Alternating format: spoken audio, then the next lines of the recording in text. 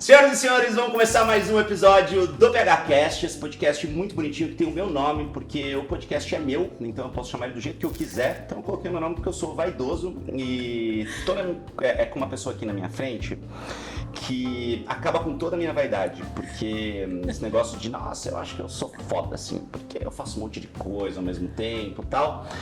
E Dona Thaís, que tá aqui na minha frente, ela simplesmente escalou os 7 picos mais altos do mundo. Tô falando besteira, Thaís? É isso mesmo, né? De cada continente. Ah, do mundo! Não, de cada continente, mas eu vou te explicar por que é diferente.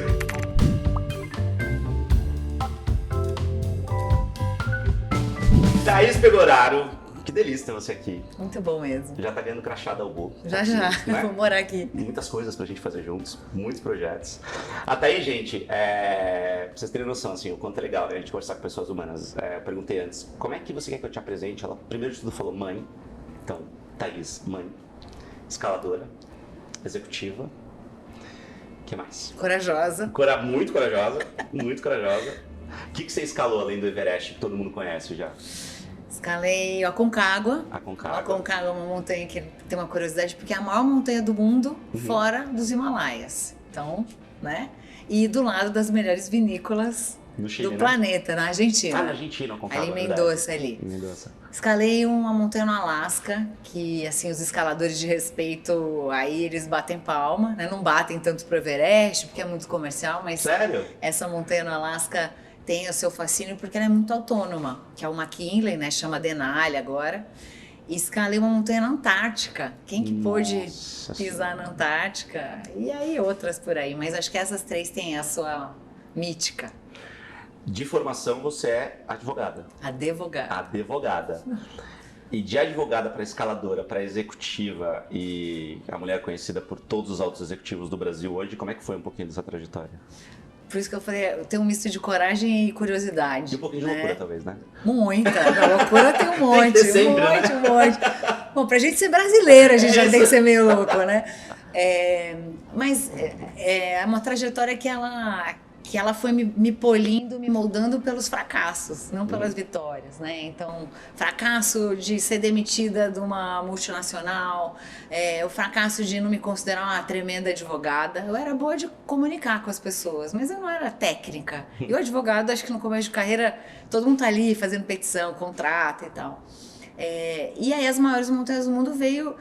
Eu acho que cheguei num cume, assim, do desequilíbrio de esquecer de sonhar, né? A gente entra... Os outros cumes você precisou passar por esse. Sei passar por esse vale. Mas é isso, assim, de advogada, insatisfeita com a carreira, quis mudar, me tornei uma recrutadora de executivos, headhunter. Como? Eu corria com uma pessoa que era headhunter e ele falava pra mim todos os dias, você não é advogada, você é uma comercial. Eu falava, que comercial? Ele, não, você é comunicadora. Eu falava, não, vem trabalhar na minha empresa. Eu falava, eu não quero ser RH. Ele falou, não, a gente não é RH. A gente é gambler de currículo. Eu nunca vou esquecer essa frase, Gambler de currículo. Porque você entrevista boas pessoas, manda para boas empresas. Se você acertar, é gol, né? Gambler que vai ali, né? Que vai o carteado, que dá as cartas, né? E era bem isso, assim, né? No começo da carreira. Então, eu fui contratada por essa multinacional para contratar advogados usando a minha expertise como advogada. Então, você era headhunter de advogado? De advogado, especificamente. Tá.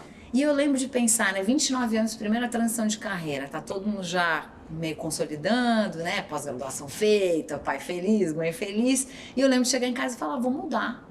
E todo mundo assim, você é doida, né, 30 anos vai mudar. E eu lembro de pensar, e acho que é um pouco da cabeça do empreendedor, né, ainda vão me pagar para eu aprender. Esse sempre foi o mindset, né, vão me pagar para eu aprender uma coisa, não importa se vou ganhar um terço, não importa se vou ter que ralar. Porque e você ralei. tinha um salário relativamente bom essa altura, como advogada? Né? Como advogada, né? já dava ali, fazer as viagens, dava pra pagar os boletos e tal. Mas quando você tem essa inquietação, né, de entender que ainda não chegou exatamente aquilo que você quer, e você não tem pessoas que dependam de você, isso é bem importante. Então eu não tinha filho, não era rimo de família, nada. Então, puxa, eu meti a cara. E só foi o pior ano da economia, né? Que foi o ano 2008? Que o Lehman Brothers quebrou. 2008, eu nunca vou esquecer. Primeiro dia, Nossa. primeiro dia indo para a empresa, na rádio CNN falando, né? Primeiro dia, foi uma segunda-feira. Essa transição de carreira, você começou a fazer na crise do subprime americano? Cara, que momento bosta. E eu lembro de pensar assim, né? Falei assim, será que isso vai impactar a minha decisão? Puta, a primeira contratação que eu vi depois no meu time foi 2 anos depois. Mas ser consultor em mercado bom é fácil. Ser consultor em mercado ruim, aí você aprende a ser um bom consultor. Então, minha carreira como headhunter começou assim. Eu entrevistando muito, ligava para as pessoas, falava assim, olha, quero marcar uma reunião comercial. Eu lembro de ouvir assim, filha, você lê jornal? Tava fora do Brasil, irmão? Mais ou menos. Mas, de novo, né, um fracasso de mercado que me moldou para ser melhor, para ter melhores argumentos, para ter dados, para conhecer mais gente. Então, assim, sempre foi uma carreira de muita luta, mas que foi me levando aos lugares mais altos. Ô, Tá, explica pra quem não sabe o que é um headhunter. Eu preciso te confessar que eu não gosto desse termo. Ninguém gosta, acho que nem o headhunter. Cara, headhunter é caçador de cabeças, né? Então, exatamente. Assim, parece que é um negócio meio agressivo, meio tal. E é um trabalho, na verdade, com muita ciência, com muita técnica, um trabalho de muito cuidado, de muito carinho, um trabalho extremamente importante, principalmente para as multinacionais, né? O que é o trabalho de headhunter, ou sei lá, se você tem algum outro termo melhor para ele? Ele é um caçador de talentos mesmo, Sim. né? Ele é uma pessoa que... É um talent hunter. Que não é um recrutador, porque o recrutador, ele tem uma massa de currículos que chegam para ele por meio de vagas publicadas, né? Então, o headhunter, ele busca o Ciane, onde o Ciane estiver. Ele é ativo. Ele é ativo, ele é hunter, né? Ele é caçador mesmo. Então, parece que é um trabalho similar, né? Tem empresas ali que contratam ali um nível de média gerência, então publica a vaga, entra 1000 currículos, você seleciona os melhores e a empresa contrata. Mas o headhunter não, ele vai achar um engenheiro de transporte que fala mandarim, que está no 9º setênio da antroposofia Nossa puxa, é esse cara que o teu cliente quer. Então, é um trabalho de análise, é um trabalho de comunicação, de convencimento, de influência, de você ser bem relacionada, porque muitas vezes você acessa as pessoas por indicação. Então, eu brinco que não tem faculdade, não tem pós-graduação, exige muitas habilidades e dificilmente você treina a pessoa para ser um bom headhunter. Tem muitos dons, muitos talentos que uma pessoa tem ou ela não tem. Então tem headhunter, imaginou, de tudo que é formação. Tudo. Deve ter headhunter de exatas, de humanas, de tudo, né? Sem formação. Sem formação. Também, né? Que é o talento, né? Tem ex-presidente de empresa, né? Total. Tem gente que não terminou faculdade, tem gente que tem PhD, de tudo. Tá, eu sou um empreendedorzinho pequeno, mas tenho as minhas coisinhas ali e tal, e vira e mexe, preciso contratar pessoas, e eu tenho muita dificuldade. Porque às vezes eu acho que uma pessoa vai ser um head super importante para uma área e eu percebo que, putz, ela era muito boa tecnicamente, mas ela não tinha as qualidades que eu precisava de gestão, de organização, de processo, principalmente, é uma coisa que a gente sofre muito no nosso mercado, porque o nosso mercado ele tem um fundo de gestão ainda um pouco amador em muitos casos. Então, como é que você garante que aquela pessoa que você está buscando realmente vai atender todos os requisitos daquela vaga? E às vezes pode dar errado? Dá errado? Claro que dá, né? Tá. Sobre ser humano. A gente comete um erro em entrevista e todo mundo, que é testar só uma capacidade, que é a capacidade da criatividade, fazendo pergunta hipotética. O que você faria? Como que você imaginaria? Como é? Como deixa de ser? Então, existe um truque assim muito básico de você procurar cobrir um pouco mais, né, das incertezas, que é a entrevista de retrovisor. É usar a história da pessoa, o que ela já fez, né? O que ela já entregou, o que ela já construiu, como ela se comportou em situações que você, né, imagina que ela vai viver no teu negócio, na tua empresa, e perguntar como ela já se comportou. É preditivo de um novo comportamento que ela já fez, mas geralmente a gente vê perguntas de futuro. Tem um problema assim, o que você pretende fazer? Você faria, né? E claro, o ser humano, a técnica se ensina, mas o comportamento dificilmente. Então, olhar também referências profissionais, né? Com quem essa pessoa já trabalhou, fazer uma checagem, menos formal e mais assim, pô, me fala aí, 3 pessoas com quem eu posso falar sobre você, né? E tem uma pergunta que às vezes a pessoa não quer ferrar a outra, né? Principalmente na cultura latina, todo mundo quer ficar bem com todo mundo. Todo mundo é brodão, Mas né? tem uma pergunta que você faz que ela é matadora. Se você contrataria essa pessoa de novo? Se a resposta é não, sai correndo, né? Porque aí não precisa falar nada. Mas ainda assim pode dar errado. A Exec, a empresa na qual eu trabalho, a gente, mesmo desenvolvendo alguns formatos de acompanhamento desse executivo nos 100 primeiros dias, 100 primeiros dias é a janela, né? Que ou ele se convence que ele vai precisar de um ano para procurar um novo emprego, ou ele se convence que ele quer ficar e mostrar serviço. Então a gente vai acompanhando esse executivo mensalmente, né? Faz uma checagem, liga para saber se as expectativas estão alinhadas, e isso fez a gente reduzir para, sei lá, menos de 2% o índice de troca de vaga, que chama backout, né, nesse mercado. Mas é isso, é você fazer um dever de casa, de olhar o passado da pessoa, falar com 2, 3 e acompanhar de perto nos 100 primeiros dias. Então, quando você chega na pessoa que você acredita, né, que já estudou e acha que pode ser a melhor opção para aquela vaga, obviamente você já fez um trabalho anterior muito grande, né? Já fez tudo isso, já conversou com outras pessoas e tal. Porque as vagas que hoje você está na Exec, né, que é certamente uma das maiores empresas que faz esse tipo de trabalho hoje no Brasil, né? Você é sócia, inclusive, da Exec, né? Então vocês lidam com vagas que são muito importantes. A gente está falando de C-level, né? De CEO, de CFO, de cargo de direção para cima, literalmente, de empresa, né? A margem de erro aí, ela é pequena, ela não pode ser muito grande, né? Porque senão você complica a situação de uma multinacional no país, né? Nesse momento, quando você faz esse tipo de trabalho, o que é mais importante, na tua opinião? É você entender exatamente o que o cargo exige ou você entender exatamente até onde aquela pessoa pode ir? Porque muitas vezes a empresa acha que precisa de um perfil e vocês, imagino eu, identificam que, na verdade, um perfil um pouquinho diferente pode funcionar melhor para aquela posição, né? Você tem toda a razão, a margem de erro é 0. Por isso que o caçador de talentos, ele tende a receber uma boa remuneração, né? Para minimizar o risco, para minimizar o impacto para aquela empresa, porque contratar errado custa caro.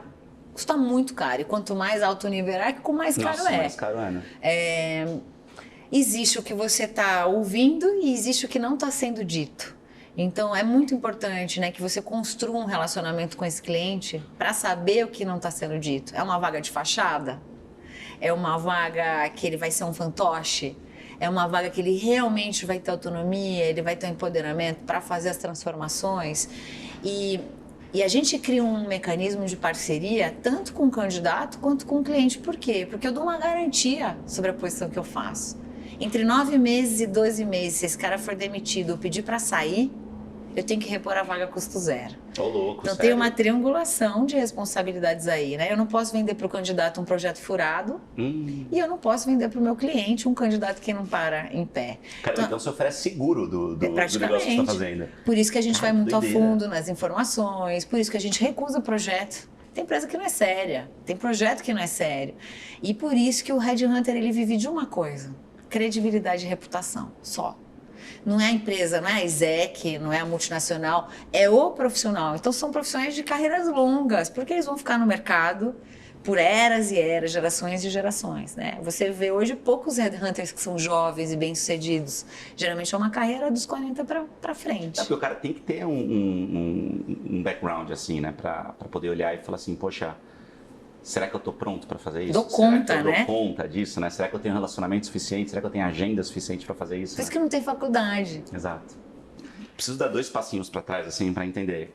Escaladora, 7 maiores montanhas do mundo, pelo menos a maior de cada continente, Headhunter, advogado. Como é que tudo isso se juntou, assim? O que veio antes? O ovo ou a galinha?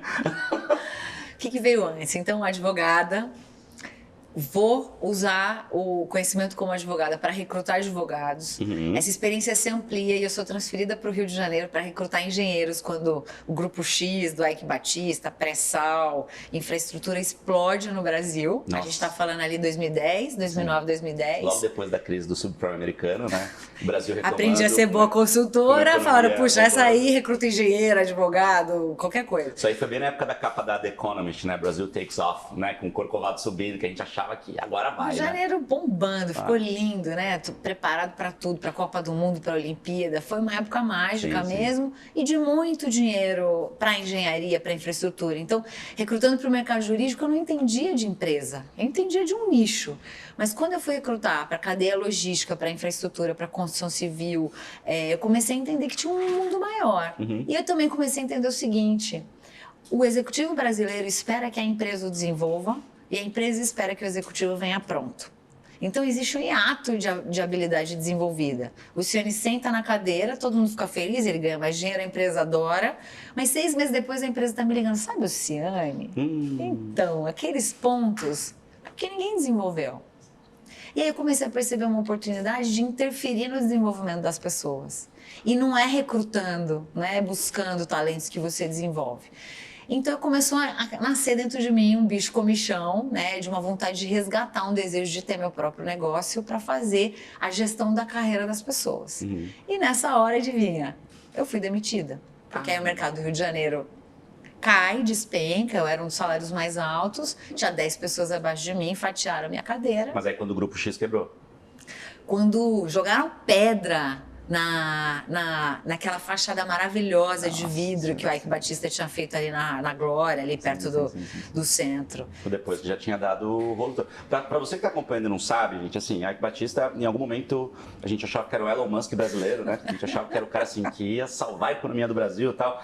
Logo depois da crise de 2008... Né? Então a gente tinha ali um momento em que o mundo estava afundando e o Brasil tinha saído bem dessa crise. Exato. O Eike Batista prometendo infinita produção de petróleo numa cadeia de óleo e gás que na cabeça dele... Ele contratava engenheiro de 8 mil pagando 20. É absurdo. Inflacionou assim, tudo. E ele realmente acreditava, né? Realmente esperava ali que ia ter uma produtividade. As empresas, ele tinha um grupo de várias empresas, todas as empresas tinham X no nome, né? Sim. E aí de repente a produtividade, principalmente num campo ali específico, né? Que ele achava que ia acontecer, não aconteceu. E como todas as empresas dele eram muito interligadas, né? Começou uma quebradeira geral, esse grupo afundou, as ações viraram pó. E aí muita os gente ficou executivos bastante foram mandados embora. Essa história, né? Sim. Foi é um grande case, assim, se você não conhece essa história a fundo, sugiro que você leia a respeito, porque é um baita de um case que te afetou também, pelo jeito. A todos nós. Sim. E assim fui demitida e ali começou a saga da empreendedora, né? Porque uma coisa é você ser bom porque você tem um sobrenome corporativo. Outra coisa é você ser bom porque você tem um CPF que para em pé. E isso não é uma coisa óbvia, né? Porque você sai muito destruído emocionalmente de uma empreitada corporativa de sucesso, de, né, morar numa cidade que estava incrível, né? O Rio de Janeiro tinha oportunidade para todo mundo, para quem chegava, estrangeiro, brasileiro, de outros estados. Pela primeira vez o Rio de Janeiro teve mais representatividade que São Paulo, que o Sudoeste, que os outros estados. E aí começa a saga, então, de eu querer montar o meu próprio negócio, ao mesmo, que era, né, fazer a gestão das carreiras. Eu tinha entrevistado nessa época, assim, acho que mais de 7 mil executivos. Nossa. Então eu conseguia bater o olho, ouvir uma história em 5 minutos e saber se o cara dá certo ou não dá certo, como é que é a matriz de tomada de decisão, pelo que ele tem apetite, o que motiva. E começar até a fazer umas análises de traço físico com tendência comportamental. Puta merda, e o medo que eu tô agora, gente, que a Thaís veio aqui ontem, fez reunião comigo, a gente tomou café, ela me viu montando tudo, conversando com os meus funcionários, eu tava sendo analisado o tempo inteiro, eu não sabia disso, entendeu? Mas eu voltei hoje, isso é um bom sinal. Você voltou hoje, eu acho que isso é bom, né? Você voltou, você topou de gravar a entrevista, então assim, tá um pouco mais tranquilo, vamos lá. Então eu peguei um ranço do mundo corporativo, né, um bode ali, temporário. Fui buscar método para poder interferir na carreira das pessoas. Eu tinha o feeling, eu tinha o conhecimento, mas eu não sabia aplicar. Como você transforma isso num processo? Para realmente transformar a carreira das pessoas, para realmente contribuir. E fui fazer um daqueles cursos milhares de 2014 de coaching, né? Quando ainda não era essa várzea que é hoje, que a gente vê que tem coach de tudo que é jeito e não tem uma história que para em pé por trás. Ali eu abri minha portinha da minha consultoria, de mim comigo mesma. Não tinha carro, não tinha salário, não tinha escritório, não tinha site. No Rio ou em São Paulo? São Paulo, no Rio, fiquei lá. Ainda no Rio, você falou. Porque eu entendi que o Rio de Janeiro era um mercado muito carente de um bom prestador de serviço. Qualquer coisa que você que te gerasse cumprir um prazo de entrega, cumprir um prazo. Eu vou entregar o relatório sexta-feira. O cara ficava feliz, né? Então isso começou a gerar um boca a boca. E aí eu brinco assim, né? Hoje eu atendo altos executivos que querem montar linhas de negócio imensas. Fica planejando 1 ano, 2, 3, cara, começam a fazer. Nossa, cara, você tá falando da história da minha vida aqui dentro da Vê se o seu cara. negócio para em pé. Depois você vê site, cartão. A galera quer começar sempre do jeito perfeito. Gente, começa. Com o depois escritório vai montado, arrumando, decorado, maravilhoso. Vai exato. fazer primeiro para ver se você tem estômago. Para empreender, você precisa ter estômago. Eu lembro. E tem aquela história, né, assim, desculpa te interromper, Imagina. mas é que assim, você tá falando, eu tô vendo muito a minha própria história de empreendedorismo e o quanto eu falo isso o tempo inteiro pra galera aqui dentro. Aí isso vale pra projetos, isso vale pra qualquer coisa, né? Então, não, mas porra, por que você não começou esse projeto que eu pedi pra você começar ainda? Não, porque eu tô primeiro esperando criar autoridade digital. Cara, começa, tudo isso é paralelo. Vem. Tem que começar, tem que colocar um negócio pra rodar e aí a gente vai ajeitando, a gente vai arrumando. O Bu foi assim. A gente sempre tem mania de esperar as condições ideais pra começar a fazer qualquer coisa. E enquanto essas condições ideais não chegam, isso vai virando desculpa pra gente não vencer o nosso medo de empreender ou de fazer qualquer coisa, né? Porque a gente tem medo, A gente tem medo, de é falhar. normal, e é natural, né? Sim, sim. É isso. Então eu lembro, por exemplo, né, surgiu uma reunião em São Paulo, aí pensa, demitida, montando o próprio negócio, fazendo curso de coaching e começando a sonhar em escalar montanha, porque tinha ficado perdido lá esse sonho na infância, Até né? então você não tinha começado. Imagina, até então, eu nem sabia escalar, assim, nunca tinha ido em rocha, mas estava no Rio, que era uma meca, né? O Rio de Janeiro, as pessoas não sabem, mas é o maior parque de vias de escalada dentro de uma cidade do mundo. Perto da Tijuca. De tudo. Tem na Urca, tem... Na Pedra da Urca, né? tem no Cantagalo, na Lagoa. Tudo que é lugar tem um lugarzinho... tudo que é canto tem um lugarzinho para escalar. E eu lembro, né, aqueles choques, assim, que...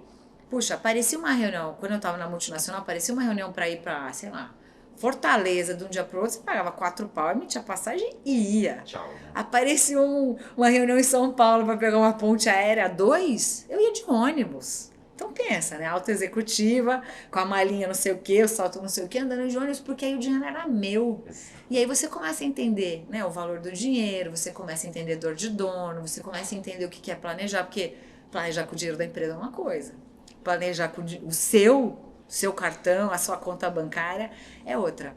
Mas isso foi também dando uma apropriação de valor do que eu sei, do que eu entrego, né? Eu não preciso do sobrenome corporativo.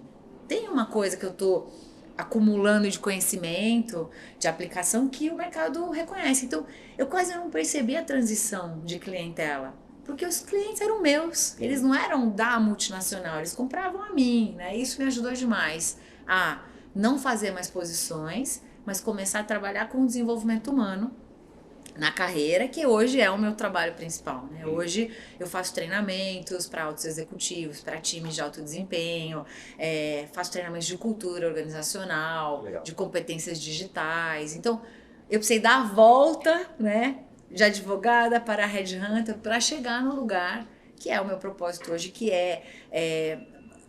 mais do que mostrar para a mulher que ela pode mais, é mostrar para o ser humano que ele pode mais. É que a gente é preguiçoso e procrastinador por natureza, né? Não, e a gente tem medo, né, tá? Então, assim, tem muito desse lance... Eu falo muito com a galera, assim, a galera fala, você faz um monte de coisa ao mesmo tempo, nossa, mas você é muito desbravador, você é muito corajoso. Eu falei, eu não sou corajoso, eu sou um baita de um cagão. A diferença é que eu vou com medo. Vai, né? Eu tenho que fazer com medo. O que mas você não tem medo de fracassar? Todos os dias quando eu acordo. Mas isso não pode me paralisar. Eu acho que a diferença, e isso que não é dito pelos coaches, né? Por essa galera que gosta tanto de, a coisa que eu sempre falo aqui, que eu sou contra, que é o trabalho enquanto eles doam, não sei o que tal. O que ninguém fala você vai fracassar, eu fracassei, todo mundo fracassou, e a gente precisa muito aprender com isso e entender que, cara, faz parte do jogo. Vambora, vamos junto. Você não vai ter as condições ideais. Porque se você ficar esperando as condições ideais para executar alguma coisa, você nunca vai executar. Você vai descobrir quem você é de verdade. Exato. a partir do que você faz quando você fracassa. Você fica jogado no sofá, querendo cortar os pulsos, com o chicote, se vitimizando. Você fala, beleza, do chão não passei, não morri, então o que eu vou fazer com isso? Né? E aí, Ciane, eu não sei até hoje o que separa um grupo do outro. Eu não sei. Eu não sei se é uma programação mental, eu não sei se é algo que tá no DNA de cada um. Né? Isso é muito legal mesmo. Se é criação, né, de você ter sido investido por pessoas, genitores que, puxa, levanta e vai, né, sacode a poeira e vai chorando mesmo. Assim, olhando um pouco pra minha história, eu falo um pouco de mim. Eu acho que é porque eu nunca tive backup, sabe? Então esse lance de... Eu odeio ficar parecendo a história do menininho pobre que venceu na vida, não é isso, mas assim, esse lance de não ter vindo de uma família com grana, de ter que, ter ido trabalhar para pagar a faculdade, financiamento, não sei o que e tal, eu acho que isso me fez muito virar um executor. E aí eu fiz até há pouco tempo um vídeo falando sobre a importância da gente olhar profissionais, ou quando a gente contrata, ou quando a gente trabalha no nosso time e tal, a gente olhar sobre dois pontos de vista, o profissional teórico, palestrinha, e o profissional que executa. Né? Então a gente tem o teórico, que na teoria o cara é foda, o cara é muito bom, o cara manja muito, e a gente tem um cara que vai executar. Ele precisa ter um pouco de teoria, mas se ele é executor por natureza, o trabalho na mão dele vai sair.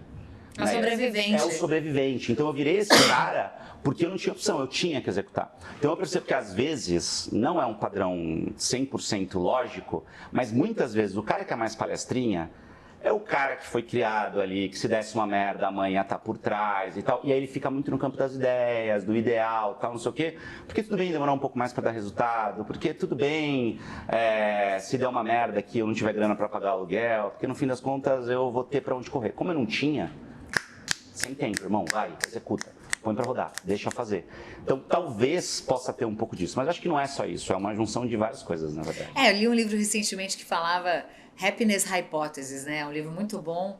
E ele dá uma bodeada na gente, porque ele fala que 20% é o espaço que você tem, para além de programação neural, DNA, carga genética, ambiente e o próprio ranço, né, do ser humano, porque a gente é fruto do homem que ficou dentro da caverna, não é o que saiu morreu, né? Exato. Então, essa natureza procrastinadora, preguiçosa, mais resistente à mudança, é a natureza do ser humano. Então, o divergente é o que sobe montanha, o divergente é o que arrisca sem ter, porque a média é fruto dessa programação de espécie. A gente ainda é programado para perpetuar a espécie, não é para ser feliz, realizar, implantar, implementar, desbravar, disruptar.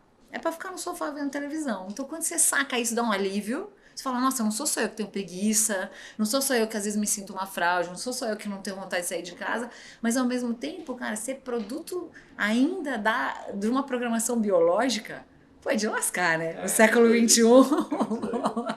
Isso é muito mesmo. Mas, cara, na tua opinião, com essa experiência absurda assim, que você tem noção de quantos executivos você já reposicionou no mercado? Olha, eu já entrevistei, né? A conta já subiu para uns 8 mil. Se você parar para pensar, a gente na Exec faz uma média de 200 posições ano, né? Em 15 sócios.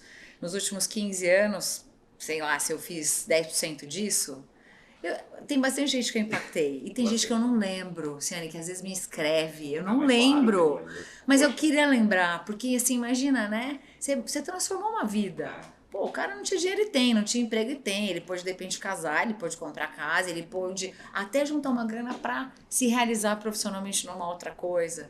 Mas ainda vejo que as maiores transformações que eu pude acompanhar, e eu não gosto muito da palavra transformação, né? A transformação parece que você rasga a tua versão ruim e renasce um novo. Eu gosto da evolução. Então, ver a evolução humana, geralmente não é pela mudança de emprego.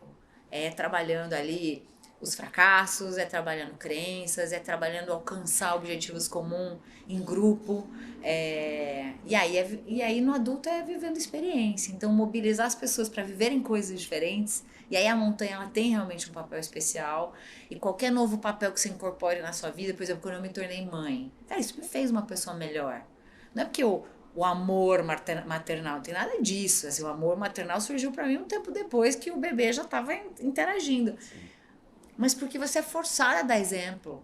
Porque você é forçado a ser responsável, a ter mais que palmito e ketchup na geladeira. Você é forçado, né? A ter rotina, a fazer compra, a olhar orgânicos, a ver se tem glutamato monossódico. Muda e é um papel que te força a desenvolver novas habilidades, né? A escalada, então, veio nessa época do Rio de Janeiro. Veio E aí nessa você falou época. assim, eu quero me desafiar. Aí eu comecei a escalar em rocha, porque eu já comecei, assim, o curso de coaching, ele é muito interessante porque ele te submete a várias técnicas para você aprender e aplicar com as pessoas. Das mais bizarras, tipo entortar ferro no pescoço, até as mais tradicionais, porque com a força da mente, o foco, você entorta uma barra de ferro, o outro vindo na sua direção. Você nunca viu isso? Quebrar madeira com a mão. Mandando os outros imitarem galinha, encontrei umas coisas. Sem hipnose. Pode ser, você acha que eu confundi, mas, cara, eu vi umas coisas de coaching meio bizarras, assim, cara. Que pode até ter fundo científico e tal, mas eu achei no mínimo engraçado, assim. Mas tem a mais-valia, acho que independente da brincadeira, né, do varejo do coaching, você se submete a coisas e você vai se trabalhando. Isso é muito válido, sim, né? Você vai se conhecendo, você vai se aprofundando, entendendo suas crenças, suas limitações. E ali foi surgindo essa força interna, né? Essa força interna bruta de, puxa, o que ficou pelo caminho, né? O que eu ainda quero realizar? Então, muita gente sai de um curso e realmente monta um negócio, casa, separa, né? Faz as rupturas. E eu fui resgatar esse processo da montanha depois do ensaio mental. Já ouviu falar que é ensaio mental? Não. Gente, quem tá ouvindo, pelo amor de Deus, põe o ensaio mental em prática. Nosso cérebro não diferencia o que é imaginação de realidade para a química do corpo. Por isso que, de repente, num sonho você tem taquicardia, ou você transpira muito, ou você chora, ou dá dor de estômago. Porque para o cérebro aquilo realmente está acontecendo. Então, o ensaio mental é uma técnica de coaching muito antiga de você, não é mentalizar e torcer para dar certo, não é isso. É você imaginar a cena do alcance do objetivo, editar de tal forma que ela tenha cheiro, que ela tenha cor, que se entra um vento você sente o frio no teu corpo. E para tua mente aquilo começa a acontecer, quimicamente falando. Então você já tem uma recompensa daquilo, do que você sentiria se você comprasse o teu carro, ou se você terminasse a reforma da sua casa, né? Vou terminar. A satisfação. Então isso é muito mobilizador do desejo de alcançar. E aí, cara, pra tua mente aconteceu, e ela quer aquilo. Ela quer a reforma do apartamento, ela quer o carro, ela quer o cume da montanha. Então eu lembro que um trainer chegou lá numa sessão de prática e falou: alguém tem um sonho muito impossível? Pá, eu levantei a mão. E mais eu e mais um monte de gente. Ele foi, queria um negócio e tal, ele foi escolhendo. Aí ele perguntou, qual que é teu sonho impossível? Eu falei, um dia escalar o Everest. A turma veio abaixo e começou a rir, né? Olha pra mim, né? Mulher latina brasileira, não tem neve, não tem alta montanha, né, no país. Magrinha e tal. E aí ele me chamou pro palco e ele me conduziu nesse ensaio mental. Por um trainer muito habilidoso. E pra minha mente aquilo tinha acontecido. Então, esse sonho de infância foi virando um projeto. Eu escrevi um business plan de como chegar no Everest. Quantas montanhas, quem que eu tenho que acessar, que equipamentos, como que é o treino, quando que eu vou, quanto custa, tinha orçamento. E fui fazer um curso de escalada no Rio de Janeiro, porque eu falei, preciso procurar minha tribo. Preciso encontrar as pessoas que escalam, né? Para entender uma coisa, que quem escala rocha não escala gelo. É tudo diferente, tudo diferente. E aí, pouco a pouco, né, fui descobrindo quem eram as pessoas, os equipamentos, e fui para uma primeira montanha gelada, que foi na Bolívia, para testar rápido se eu me adaptava à altitude, que a medicina não explica, né, por que você vai a 4.000 e vomita e passa mal, e eu vou a 6.000 e me adapto, né. Então aí outro princípio dos startupeiros, né, vai errar rápido, para você já descobrir o que você não sabe, já mudar a rota, já incorporar o plano, o conhecimento e começar realmente a fazer corretamente. E aí eu entendi uma coisa que me apaixona na montanha. Teve um modismo, né, das maratonas, executivo indo fazer maratona, depois teve o modismo do triatlon, né, executivo indo fazer triatlon. Se você parar para pensar na maratona e no triatlon, cara, isso pode demorar 25 anos. Um dia você cruza a linha de chegada. Se tiver o treino, se tiver disciplina e tal. A montanha não é assim. Você pode ir 25 vezes e acontecer um imponderável. um vento errado, uma avalanche, alguém com a meia molhada, uma barraca que voa, uma diarreia, você vai embora para casa. E aí eu comecei a entender, cara, a alta montanha está muito mais perto do que a vida e o ambiente executivo. E aí me apaixonou. O laboratório humano, o que as pessoas se tornam no extremo do desconforto, como é que estar nesse ambiente onde você não controla nada, nem o seu intestino, nem a sua salivação, né? Na altitude, às vezes você para de salivar. Nossa. E aí eu comecei a ver os paralelos com o que eu fazia, né? De todos os imponderáveis, matriz de decisão desses executivos no dia a dia. E sem querer, querendo, os universos se cruzaram, né? Então hoje eu uso muito da montanha nos meus treinamentos e uso muito do que eu aprendo no mundo corporativo na montanha, porque a única coisa que tem na montanha é alto executivo, macho alfa, acostumado a mandar, com bastante dinheiro e vivendo ali a circunstância do imponderável onde ele não é nada. E isso é fascinante. Esse é de fato o perfil de quem escala. Porque precisa de dinheiro, né? Precisa de uma certa autonomia e liberdade de agenda, porque você vai para alta montanha quando é a temporada, não é nas suas férias de julho, onde está todo mundo em Aspen esquiando, né? Você vai quando tem a temporada, às vezes sei lá, fevereiro. Agora, a temporada do Everest está começando agora, né? Abril e maio. Quem que passa 60 dias no Everest? Completamente fora do padrão. Do padrão, né? De férias, né? E qual que é esse cruzamento com negócios, com business, com mercado? O ambiente da alta montanha, do extremo desconforto, ele acelera os processos, né? Então, alguém que você demoraria meses para conhecer, você vai conhecer em dias, né? Uma fragilidade tua que você demoraria 3 empresas para quebrar, você vai demorar 2 semanas ali. Então, o extremo do desconforto é um pouco, acho que o segredo do Big Brother, né? As pessoas uma hora esquecem que elas estão ali com câmera 24/7, só que você tem... Puxa, você está sem tomar banho, você não está comendo o que você gosta, você não está dormindo onde você quer, você está num frio de menos 25 no mínimo, você está com um monte de roupa, você está falando outra língua, você está vivendo etnias e culturas muito diferentes. E aí meu pai pergunta, né? Mas você ainda paga para ir, né? Não paga pouco, né? Mas tem uma coisa, né? De você ganhar muito estofo, muita bagagem. E para quem é curioso, e para quem trabalha com gente... Puta, é o melhor treinamento que você pode ter, né? Nossa, eu tô com vontade de escalar. Vamos! Vai na frente, eu já vou, tá? Mas assim, me dá vontade real. Porque eu tô num... É muito doido, assim, você falar isso, né? Como a gente passa por fases de tomar porrada, de aprender, de voltar e tal. Eu fui casado, né, com a Mari durante muito tempo. Hoje a gente, poxa, super amigo, a gente tá super próximo, a gente é sócio aqui na Albu e tal. Mas a gente não é mais um casal. E, obviamente, isso acaba sempre sendo um gatilho muito grande, né? Você terminar um relacionamento, você começar numa empresa nova, você começar um novo projeto. E quando eu terminei com a Mari, quando a gente decidiu não ficar mais juntos tal, e seguir como amigos e tal, eu falei, putz, deixa eu agora que eu vou voltar a ser sozinho, entre aspas, no mundo, né? Não ter mais sempre uma pessoa ali e tal para construir a vida junto comigo nesse momento. Deixa eu olhar mais para mim. Né? E eu voltei a pedalar muito, com muita frequência, que era um negócio que eu fazia quando era moleque, e aí eu meio que abandonei trabalho, aquela coisa toda. E cara, eu lembrei, olha que doideira, eu lembrei, porque é uma coisa que eu já sabia, eu lembrei o quanto isso tirava com a mão angústias, ansiedades, problemas, dificuldades, e o quanto essa necessidade de ir um pouquinho mais longe, putz, hoje eu vou pedalar mais 1 quilômetro, mais 2 quilômetros, o quanto isso era importante e o quanto depois do pedal eu sempre tinha uma sensação que eu tinha esquecido. Que eu sabia como era aquela sensação, mas eu tinha esquecido. E hoje eu entendo o quanto isso é necessário e fundamental pra mim. Então tem dias que eu tô mais na bad, que putz, sei lá, às vezes eu marco um monte de reunião no mesmo dia e me dá uma estafa mental.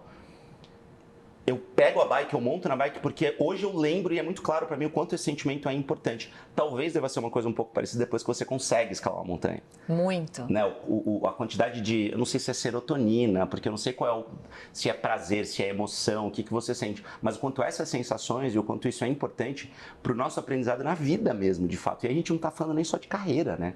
A gente tá falando de evolução como ser humano, como gente mesmo, né? Você se conectar com algo que te dá muita satisfação... trabalha tantos músculos, né? Os físicos, claro, mas a musculatura do valor próprio, da autoestima, né? De você se manter íntegro na sua individualidade. Eu vejo, por exemplo, a maternidade ela é muito definitiva, o casamento é muito definitivo, de repente vira nós. Vamos fazer uma viagem? Não, eu preciso checar se nós podemos. Cara, mas e você, né? A maternidade é a mesma coisa, não preciso ver se o filho... Mas e você? Então a gente vai esquecendo. Agora, mas as férias escolares são em dezembro. Então, não, agora eu preciso de projetos. Né? Agora são projetos menores, mas eu acho que se manter conectado com você, nesse eu, e pode ser, poxa, ouvir um som, ir num show, dar volta na praça sozinho, alguma coisa que te faça lembrar quem você é quando você não era casado, ou mãe, ou pai, ou sócio, né? Não, e sabe o que é muito engraçado? É que se em algum momento você esqueceu, e isso não é culpa de ninguém. Não. Isso é culpa sua. É culpa da gente. Então, eu não esqueci de mim enquanto estava com a Mari, muito pelo contrário, porque na verdade a gente era um casal, poxa, incrível, assim. Mas o lance de eu ter deixado de pedalar é porque cara, me envolvi em 500 milhões de outras coisas que eu julguei que eram mais importantes naquele momento, mas quando eu voltei eu falei, não, o importante é isso aqui. Eu preciso estar bem, eu preciso dessa sensação aqui para desempenhar melhor. Por isso que eu falo tanto desse lance do trabalho enquanto eles durmam. Não, cara, não, gente, pelo amor de Deus. Vamos dormir enquanto eles trabalham, porque quando a gente acordar a gente vai estar melhor preparado. Eu falo isso sempre, né? Então, eu acho que esses momentos de estalo, esses momentos de... eu acho que é transformação mesmo, Thaís, de verdade. Que você deixa pra trás mesmo, deixa pra trás, cara. Sim. Então, a importância da gente deixar esse sentimento ser duradouro mesmo, né? E cultivar. Cultivar, cara. Cultivar, porque a gente fala muito na necessidade de fazer coisas importantes, coisas novas e tal. Eu gosto muito do Joel, né? Do Joel J. Eu fui no podcast dele, foi incrível. Tá pra vir aqui. Aliás, Joel, por favor, tá? Abre um espaço nessa agenda complicada, por favor. E a gente falou muito sobre isso. O Joel falou um negócio que é muito legal. O Joel foi atleta, né? De altíssimo rendimento durante muito tempo. Campeão brasileiro 500 milhões de vezes e tal. E ele fala que, cara, o que destaca a gente não é a capacidade de a gente conseguir fazer coisas legais e tal, é a capacidade de a gente manter isso ao longo do tempo. Consistência. A consistência. Não dá pra você ser persistente um dia, né? Não dá, entendeu? Então hoje, nossa, acordei, tô com preguiça, vou pra academia, nossa, eu sou um vencedor. Não. Você vai ser um vencedor e você vai transformar de fato a tua vida se você conseguir fazer isso durante anos e conseguir ter a tua saúde, conseguir de fato ser uma pessoa nova, uma pessoa diferente. E isso pro mercado é fundamental, né? Porque os projetos não acontecem da noite pro dia. Não, e não existe equilíbrio, né? Você não vai estar no alto desempenho em todos os papéis. Mas existe um conceito que eu gosto muito, Ciane, que é o conceito do good enough, né? O que é suficiente para todos esses papéis estarem ali mais ou menos num lugar de satisfação onde você fala, tá tudo bem. Aqui tá um pouco mais, aqui tá um pouco menos, mas não tá tudo numa coisa só. Que é isso que gera angústia, ansiedade, porque se essa coisa ruim, seja um relacionamento, a projeção nos filhos, ou um negócio, ou um investimento financeiro, ou o dia que eu vou ser alguma coisa feliz, realizado, satisfeito, cara, é uma coisa só, olha quão plural a gente é. Você está né? depositando toda a tua felicidade em uma parte da sua vida. Ou em uma pessoa, às vezes, né? E aí, se não der certo, sua vida acabou, né? É isso. Não é assim, não pode ser isso, né? Aí tem a bike, aí tem o cafezinho, aí tem a empresa, aí tem os amigos, aí tem um novo relacionamento, aí tem a casa reformando, aí tem uma montanha, que agora não são 7 em 1 ano e 9 dias, agora é uma por ano, mas eu vou, mesmo depois de me tornar mãe, esse é um compromisso que eu fiz comigo. E aí, só pra vocês entenderem, gente, eu vou abrir um parênteses aqui, porque a Thaís, ela é muito, muito modesta, né? Ela fala assim, coisas rápidas, como se fossem coisas super simples, mas na verdade, assim, ela fez esse projeto chama Seven Pikes, né? Projeto 7 Cumes. Projeto 7 Cumes, né? Ela fez os 7, ela escalou os 7 cumes, os maiores cumes de todos os continentes, em 374 dias. Entendeu? Você quer que eu repita? 1 ano e 9 dias. Ela escalou as maiores montanhas de todos os continentes. É porque eu tenho pressa, entendeu? A vida passa então, assim, rápido demais. Só esse era o parênteses que eu queria fazer. Que uma coisa que ela falou assim, rapidinho, enfim, pode continuar, era só para vocês entenderem um pouquinho. Mas olha, o cume mais desafiador de todos foi o 8º, que nasceu, que surgiu 1 ano depois dessa saga, que é o meu filho. Então hoje, quando eu encontro mãe de gêmeos, né, eu falo, nossa, são 2 Everestes, né? Essa merece, essa merece o meu respeito absoluto. Mulherada que é mãe, né? A gente tem de olhar para quem bateu recorde, ganhou medalha. Cara, vocês são as heroínas, né? Exato. Verdade, de verdade. Comunicação, Thaís. É tudo. O quanto você... Porque eu acho muito engraçado o quanto ainda tem gente que acha que o bom profissional é só o bom profissional do ponto de vista técnico, né? Eu sempre falo, gente, profissional é uma pizza, né? Então, a capacidade técnica, você pode ser um puta técnico, um puta executor em alguma coisa específica, mas isso é uma, duas fatias da sua pizza, né? Você tem uma série de outras necessidades, fatias importantes ali, que é a questão de organização, a questão de você ser bom com pessoas, de você ter inteligência emocional, de você ter a tal da resiliência.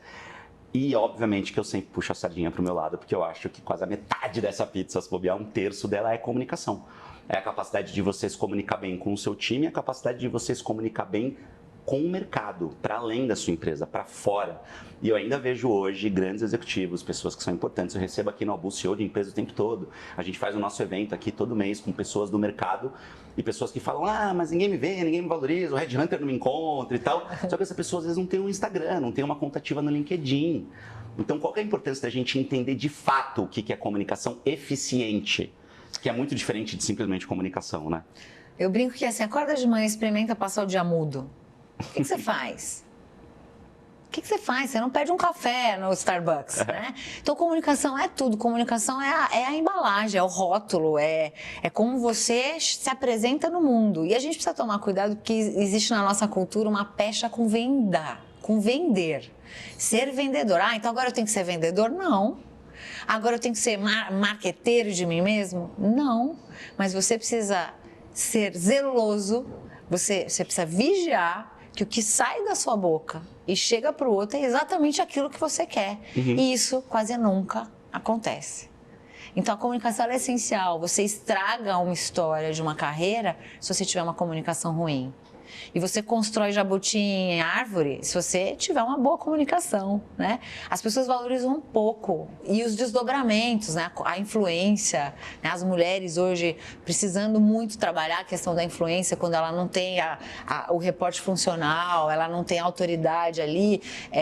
Então, assim, é urgente. E hoje o que eu menos recebo de pedido é treinamento sobre comunicação. Olha, caramba, que loucura. Quando você receber, eu tenho uma empresa para te indicar, uma empresa boa, tá? Uma empresa de comunicação bem legal e tal.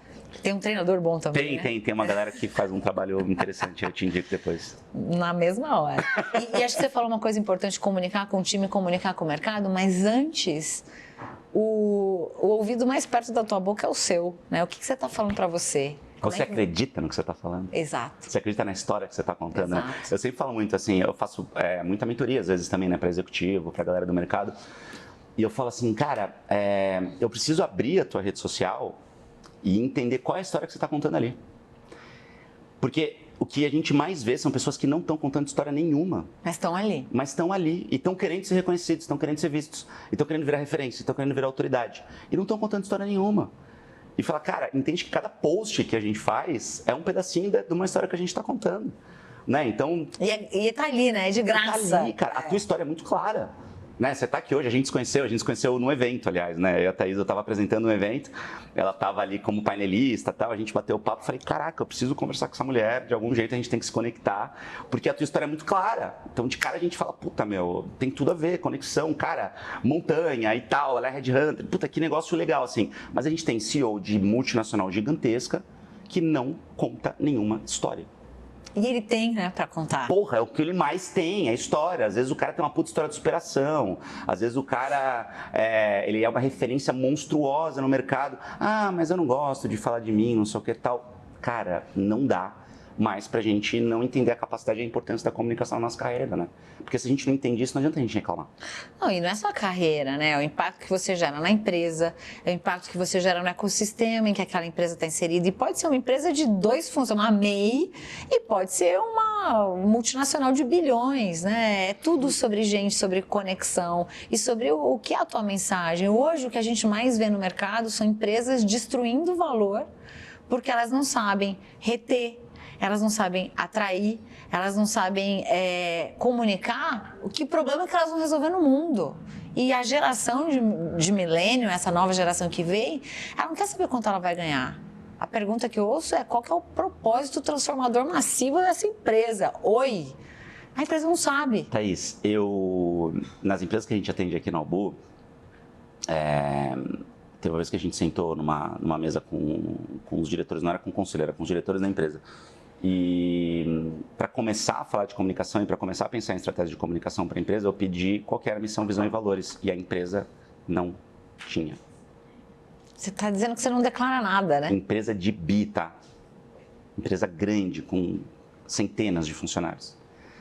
Um diretor começou a olhar para o outro e ninguém sabia me dizer quais eram os valores da empresa que estava no papel. Mas eu acho até bonito, porque provavelmente esses caras abraçaram o negócio, abaixaram a cabeça e trabalharam, né? Nunca é tarde. Nunca é tarde. Para você parar e falar, tá bom, o que a gente extrai disso? Que nome que a gente dá? Porque às vezes está tão entranhado no dono, está tão entranhado naquela família, que se confunde um pouco a pessoa, o negócio, o propósito. Então nunca é tarde. Você nunca fez, faça.